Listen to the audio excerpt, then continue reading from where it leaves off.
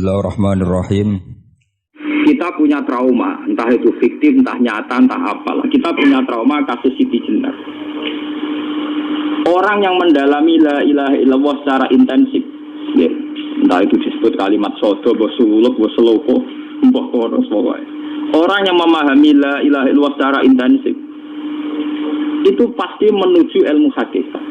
Dan menuju ilmu hakikat pasti ngalami hakikat yang khoyali. Ini ruang tenan iki. Hakikat yang nopo? Khoyali. Dan hakikat yang khoyali ini mulai menipu. Ya, kalau sudah begitu ruwet. Misalnya ngeten ya. Ketika kula maca diskusi ini utai perdebatannya kali jaga mbek Jenar. Saat itu ada Sunan Bonang juga. Kamu sujud pakai apa kali jaga? Ya pakai jasad. Dari Siti Jenar, daging kamu itu hanya onggokan daging. Nanti itu jadi bangkai. Dan setelah jadi bangkai itu habis. Kamu nanti ditulis Tuhan tidak termasuk yang sujud. Kedua ada yang mbok sujud itu bentek. Mikir kan juga. Rugi ke sujud ke badok ke tangan. Jasad sebenarnya bentek. Orang ono sing cerita kowe nak sujud mergo jasad itu mau sebenarnya dadi bangkai. Lah nak ngono sujud ning hakikat ora usah bathuk, ora usah tangan, ora usah sikil, yo rohem iku lho kon sujud mbek pangeran. Nak sujud mbek fisik ku rugi wong fisik sobanan. Mikir kali. Wong bolak-balik kali Joko mantan wali preman terus jadi debat pusing. Siti Jenar kau belajar tak tahu ning Irak. Yang jelas yang lang gak satem ora menangis.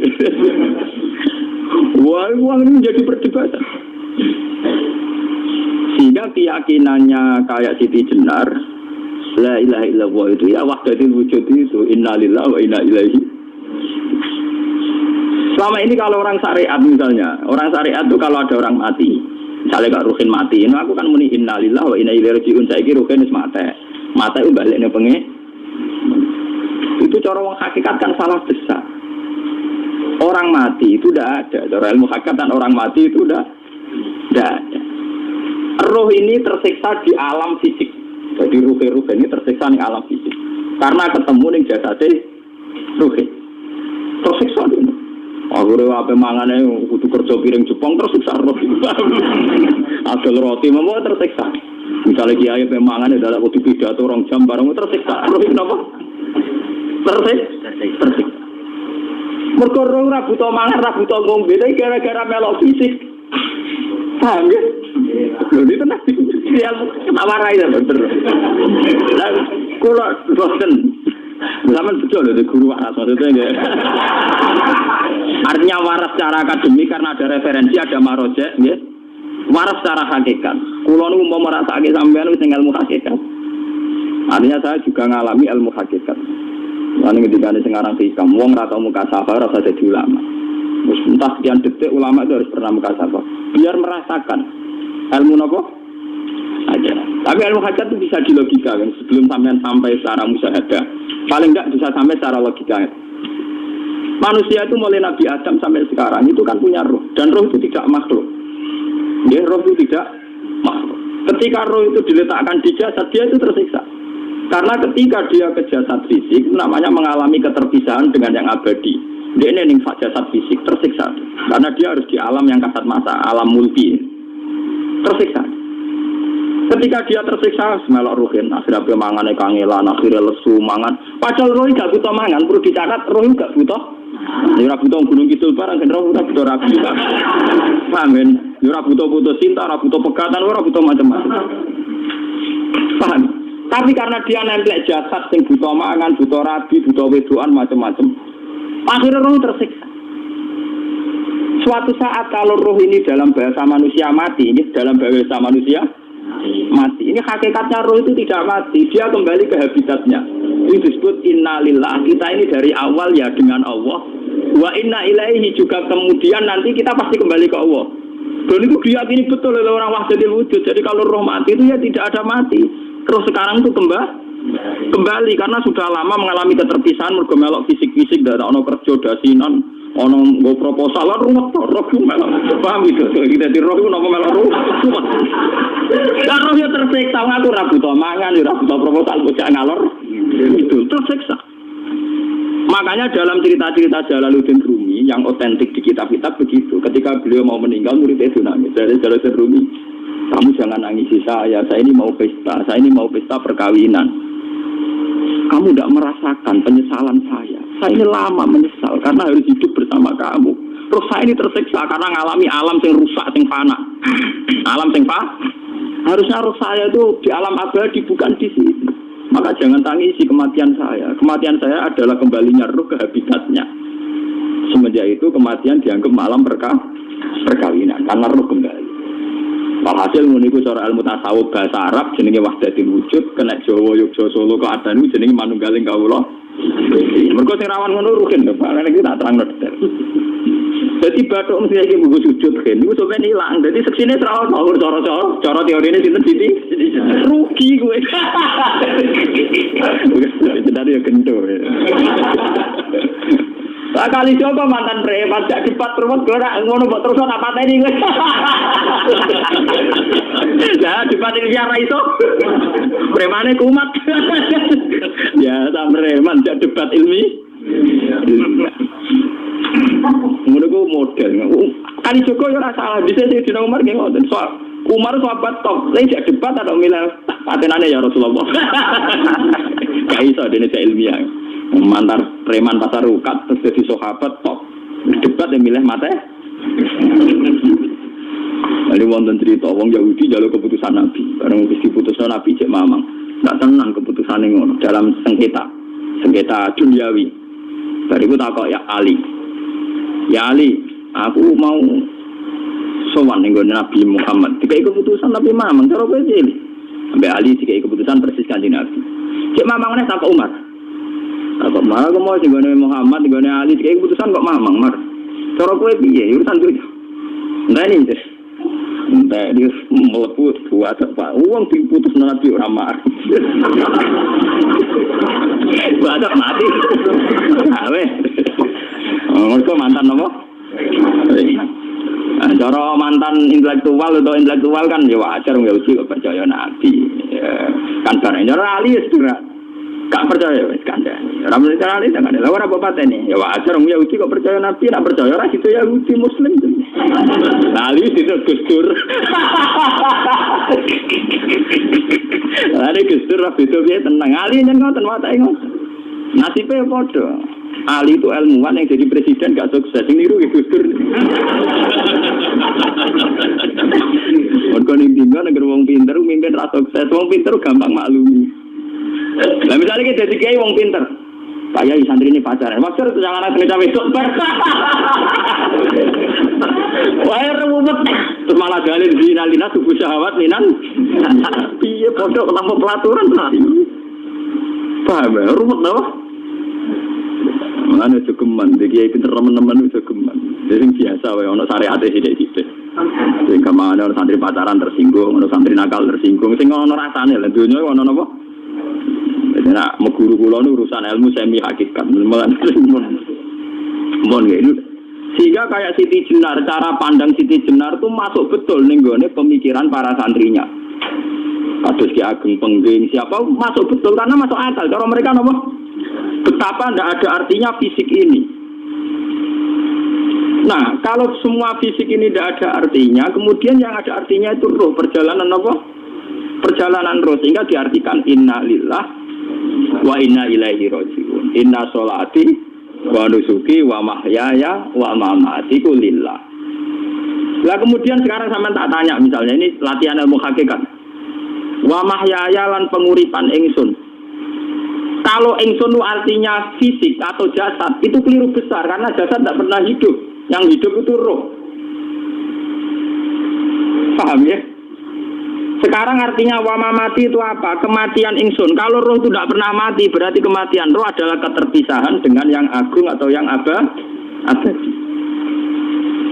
Dan semuanya itu lillahi rabbil alamin. Sehingga mereka mengatakan kematian itu satu pesta. Mengenai kasus Bilal ditakoi, ya Bilal, ketika murid-muridnya nangis bergape mati, ya Bilal dia seneng aja. Badan nalkal akhibah Muhammad dan wakisbah. Ya nak mati malah senang loh ketemu kekasihku. Sebab itu kematian tidak pernah jadi problem bagi mereka sing soleh, sing menembus ilmu hakikat. Paham?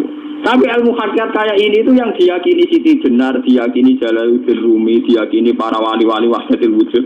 Dulu Syekh Husain Sinten Al-Halsab. Itu kemudian melahirkan prahara syariat. Prahara apa?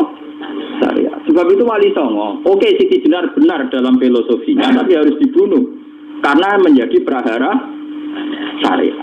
Sama dengan yang dikatakan Nabi itu benar, tapi menjadi prahara syariat. Akhirnya disomasi oleh Umar radhiyallahu anhu. Jadi sebetulnya sama, pola-pola ceritanya sama. Intinya sebuah ilmu hakikat harus dikawal napa? Syariat. Nggih kula bolak-balik. Contoh paling gampang wit pisang.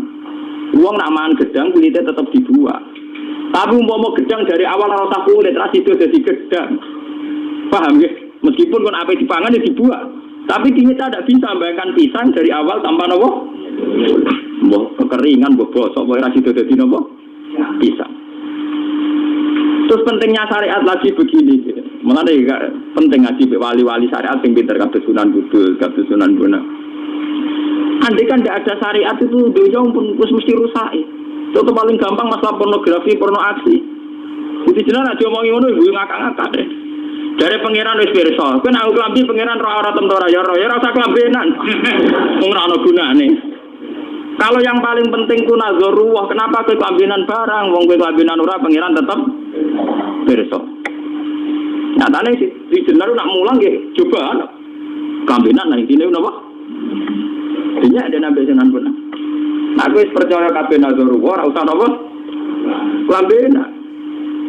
Tetapi teori rasa kelambenan itu dienggo tenan. Mulane nek pas do wiridan aliran sesat ciri utama. Kira kelambenan tenan. Lah ruwet to. Lha iki tenan iki cerita. Iki pentingnya ngaji nggih. Ben sampean ngerti variasi riwayat, kemudian kita orang syariat harus kayak apa, kemudian kenapa menjadi aliran wahdatul wujud. Nah terus kita ini ya, kita ini kan orang syariat. Memang kelemahan orang syariat itu akeh kok sampean-sampean. Siji mesti ra kramat. Modele ora ada duwe bingung, rumet. Urip wong syariat lho apa? Dineng bojo wedi, dineng tangga wedi, pengaruhe menurun. Pancen orang syariat itu banyak kriminal tauhidnya itu memang jelas. Malah kiai-kiai fikih nak ketemu kiai-kiai sing setengah jaga wedi mergo iso nebak atine. Ngene meriang ngono. Sing kiai ra tau salat keramat padahal ngambungan wong. Sungguh dino sholat 4 waktu kok ora tahu keramat. Wong ape buah utang tanggane iku keramat apane? Sing kono ngawur ngawur son-sowan pirang. Meriang oleh syariat ngadepi wong hakikat napa? Mulane jogeman iki dadi wong syariat sing ngene iku bahaya. Nah, kula mboten ngarah. Sampai dadi wong syariat sing ra keramat. Bahaya sekali itu bagi perjalanan agama. Lha kula sering ketemu kiai-kiai sing terkenal keramat, terkenal keramat di juwaduk tiang-tiang hakikat. Ditantang kanca-kanca kula wani, nak tantang aku tetep rawani kok. Mikir deh. Karena orang yang sama-sama ke jalur hakikat tetap punya alamat, tetap wonten sima fi wujud min asaris sujud. Cara pandangnya mesti sama. Kalau nanti ketemu murid, ya artinya yang ikut aliran Siti Jenar, dia ada sholat, ada apa hidup di satu tempat gitu. Padahal dia bisa baca ihya, dulu pernah mondok di Mekah, pernah di Irak. Dia meresahkan para kiai. Kemudian sebagian mereka minta saya suruh ketemu. Ya walhasil kalau ketemu pertama ya. Jadi harus tapi zaman Rasulullah itu terperata arani muka sapa. Dia biasa mawon. Kalau lara usah kenal jenengan dia kenal. Jadi di kalau biasa mawon. Lalu pernah ngajar ajaran nih. Saya legus gus ning dunya tak enteni mau turun tani mati nek legus kok ribet. Ucapan kula terus ya. Sampai dari wong hakikat wong ngenteni mati barang. Ya mati wis saiki iku. Terus ngenteni saiki foto-foto wis napa? Wis mati. Ya saiki foto-foto wis urip. Wis foto kabeh. Nah cara ilmu hakikat kan terus sama semua. Napa? Sama semua. Tadi makanya itu tadi. Kalau baleni malagi, logika hakikat itu begitu ya. Roh itu ditiupkan oleh Tuhan ke kita. Kemudian roh karena ikut alam fisik, alam jasad, roh ngalami yang kita alami. Ya. Ketika roh ngalami yang kita alami, dia tersiksa. Nah, ketika roh sudah terpisah dari jasad yang mengekang, yang memenjara ini, dia senang terus kembali ke Tuhan. Ini disebut inna lillahi wa inna ilaihi. Nah, jasad ini kemudian menurut ilmu hakikat tidak ada gunanya sama sekali total. Hilang di telan tanah. Nah kalau begitu jasad ini nak mbok agul-agulan, Gusti bathuk kula tak nggo sujud tangan kula ndi buktine tangan wis ra ono. Bathuk wis ora. Bukan dari Siti Jenar, hanya wali bodoh kayak kalian yang punya ajaran bodoh begitu. Malah rasupan. Mulane Sunan Kalijaga semangat kon mata ini mergo tambah omongane glodro dindi. Tapi yang enggak disadari Siti Jenar yaitu tadi. Inti dari ilmu hakikat itu kan tunduk sama kersane Tuhan. Kalau sudah tunduk pada kersane Tuhan, kalau kersane Tuhan roh kita harus di jasad. Dan wujud jasad kita ini juga karena kehendak Tuhan. Kenapa yang wujudnya jasad yang karena kehendak Tuhan engkau ingkari? Sementara wujudnya roh tidak kamu ingkari. Toh wujudnya jasad ya bi iradatillah wa bi masyiatillah. Wujudnya roh ya bi wujudit bi masyiatillah wa iroh. Harusnya fungsi jasad juga harus kamu akui toh Siti Jenar. Wong sekarang kita punya jasad ya bukan karena kita, karena kehendak Allah. Kenapa kamu ingkari? Berarti kamu mengingkari kehendak meneng Siti Jenar.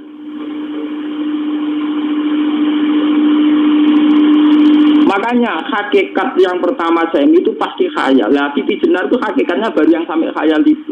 Jika dia tersesat. Sebetulnya kalau sudah hakikat beneran itu tidak perlu khayal begitu.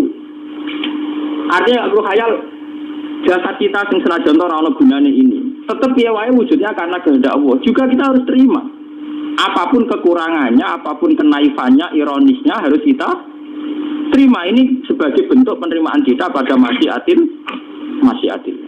Begitu juga keadaan roh kita sebagai penerimaan atas masyiatil. Meskipun ada teori-teori roh yang lebih valid. Lebih valid misalnya begini. Kanjeng Nabi itu suatu saat ininya terputus karena perang Uhud. Itu Kanjeng Nabi dia dolanan dirijine ini. Napa cara niki napa jari jemari Nabi putus. Iki dolanan. Jadi Nabi sendiri kadang sering ngajarkan ilmu hakikat. Hal lagi illa isbun ukmiyat wa fi sabilillahi ma laqitu. Kowe ora trimo fisik, bentuk fisik jari jemari sing ditetir berdarah. Tapi nak kowe wis fi sabilillah ayo wis balik ning habitatem. Sehingga kenapa para sahabat itu ketika dicincang, ketika putus tangannya, putus kakinya, sahabat yang usul ke ilmu hakikat itu malah senang. Karena jasad kita ini kan ila sabilillah menuju jalan Tuhan. Sekali dia sudah terluka fisabilillah itu sudah menemukan formatnya. Cara teori Cina bisa menemukan formasinya. Paham sih? Orang kok malah ngeluh itu berarti goblok kok nak ngeluh, paham tak? Paham ini apa? Jadi, makanya Nabi ngertikan ya itu sudah ketemu formatnya. Ketika rohnya para syuhada nanti kembali ke Tuhan ya ketemu formatnya lagi. Itu disebut wala taqulu lima yuqtalu fi sabilillahi amma. Dia tidak mati sesuai formasi awal, yaitu roh kembali ke Tuhan dan jasad ikut mengawal. Nah itu Nabi kadang ya pakai ilmu hakikat begitu. Mulane kula bolak-balik matur, kula nunggis mulai umur 20 tahun nopo pinten. Kula asline nggih gadah penyakit dan ekstrim penyakit saya. Sampai saat ini kalau nak ngobatno tidak lebih 50%, karena saya tetap berpikir. Misalnya cara syariat kan berubah, tapi cara hakikat apa betul keberadaan saya di alam ini penting, sehingga aku kepengen urip tak bela-belani ngantek anda atusan juta. Jangan-jangan penting mati ikuti bang uripku. Lah nak ngono apa tak bela-belani ngantek atusan juta. Jadi misalnya kita berobat ya mau ya dari Nabi kan berobat. Pokoknya kita Islam masih mau geruduk kadang orang paham. Sekali kamu mengamati dengan sisi hakikat, coba sekarang sampean pikir, coba sekarang nggak pakai logika hakikat, pakai logika syariat saja. Saya ini misalnya asetnya 10 juta, misalnya, saya punya aset 10 juta. Tapi misalnya aku rugi nawan atau dipengaruhi di masa depan soalnya, kalau pulau kan soalnya cara teori di masa. Misalnya pulau rugen, artinya kere di duit 10 juta aset. Tujuan saya sembuh kan supaya aku iso sembuh sehat, engkau iso kerja untuk anak. Tapi karena saya sakit nanti operasi tidak 10 juta. Operasi tidak 10 juta. Wong aku repair mesti iso marisi anak. Apa meneh nak 10 juta tak ada gue berobat malah jelas ra iso marisi. Lah nak ngono penting matiku ya dibagi 10 juta. Karuan iso diwaris langsung. Sementara anak aku mari dibiayai 10 juta, orang mesti mari 10 juta mesti anu. Artinya tidak ada jaminan kalau berobat itu secara visi ke depan lebih baik. Soalnya malah ngentekno donya nggak jelas akibat positifnya. Misalnya tetap lumpuh duit teori loh. Bahwa artinya apa? Teori hakikat tetap lebih benar bahwa hidup itu tidak ada artinya. Semua itu tidak ada artinya. Berobat apa enggak berobat semuanya tidak ada arti. Teori loh gini. Sehingga kalau kita tengah-tengah aja tengah-tengah, kasus kula misalnya loro nggih berubah. Gusti separuh kula nglakoni syariat, tapi sebagai kula ulama fikih nggih separuh kula lakoni napa? Jadi kula tetep mboten ngarah obat 100%. Tapi orang arah berubah wong kula tiyang napa? Syariat. Tapi memang faktanya itu begitu. Cara Kanjeng Nabi kadang Kanjeng Nabi berubah. Kadang Kanjeng Nabi wis nikine tercincang dige guyonan. Wa laki illa usbu'un utwiyat ora mbok driji sing gak melok-melok. Nah, bukti bahwa jasadnya begitu tidak penting. Kayak Sayyid Hamzah. Menurut Sayyid Hamzah nganggep wahyu bentone ra karuan. Kalau teori Siti Jenar itu benar, teori Jalaluddin Rumi benar teorinya lho, ora kok ra salate lho nggih. Maksudnya nang anut ra salate. Benar cara analisis roh. Ketika Sayyid Hamzah dinyatakan mati oleh manusia, oleh hukum manusia dinyatakan mati karena dia sudah tidak bergerak. Dalam teori hakikat kan rohnya Sayyid Hamzah sudah fi khawasili tuyurin khudrin. Rohnya sudah diambil Tuhan, tidak mati. Paham ya? Ketika rohnya Sayyid Hamzah sudah diambil, jasad ini sudah tidak punya rasa. Sekarang secara syariat kasat mata kita tahu, wong jasad nak diinfus, di sayat-sayat dioperasi ora kroso. Apa meneh saiki ruhe wis bisa. Lah ya jasad itu cek gampange dioperasi dibius saja terus tidak kerasa. Apalagi rohnya sudah diambil. Nah saiki bayangkan ketika Sayyid Hamzah itu sudah di atas. Niku kira-kira delok wahsi ra wong bentuk. Lho wong kok baca igabus. Ketika jasad benar-benar tidak penting, kemudian jasadnya Sayyid Hamzah kan dicincang oleh wahsi. Ketika rohnya sudah diambil kan Hamzah tidak merasakan. Berarti Sayyid Hamzah guyu-guyu wahsi cek bentuk nih gabus dicincang. Paham ya? Lho niki tenan. Artinya ketika pandangan manusia iba kepada Sayyid Hamzah karena dicincang, dimutilasi oleh wahsi tidak ngalami Pak Sinten, Sayyid Hamzah tidak ngalami apa-apa karena rohnya sudah bersama Tuhan. Dan iso wae Sayyid Hamzah malah guyu-guyu wahsi. Cek goblok gabus kok dicincang. Lah nak ngono rak mirip. Makanya dalam hal ini itu dalam teori roh itu sebetulnya Siti Jenar tidak sesat dalam teori roh. Tapi jangan katakan itu penemuannya Siti Jenar. Siti Jenar itu terlambat. Sebelum itu ada Husain Al-Khallas. Sebelum itu ada Jalaluddin Rumi. Sebelum itu juga ada sahabat, ada nabi. Cuma cara aplikasinya Siti Jenar melenceng. Jadi jangan katakan kok tak kampus-kampus. Itu pendapat Siti Jenar itu malah goblok meneng. Siti Jenar itu sanut. Paham? Maksud apa? Sanut. Nah, teori yang sama terjadi pada Yesus Kristus.